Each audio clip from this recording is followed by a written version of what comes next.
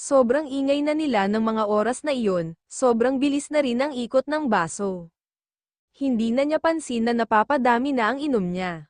Hindi na niya pansin ang pagiging maingay na rin niya. Hanggang sa natapat kay Becky ang bateng iyon, at ang kanina'y nakatawa niyang mukha ay unti-unting naglaho. Oy, si Becca, halos sabay-sabay na sambit ng lahat. Finally, truth or dare, nakatawang tanong ni Cheska. Ang tagal-tagal namang sumagot ni Becca, panunokso ni Trixie. Truth, nakangiting sagot na nito, matapos sumagot ito ay isang nakakabinging katahimikan ang sumunod na nangyari.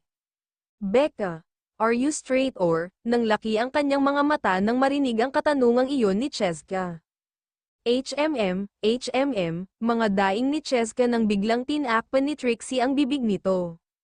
Pasensya ka na Becca, medyo lasing na kasi to kaya kung ano-ano nang itinatanong sayo, pilit ang mga ngiting pagdadahilan naman ni Trixie rito.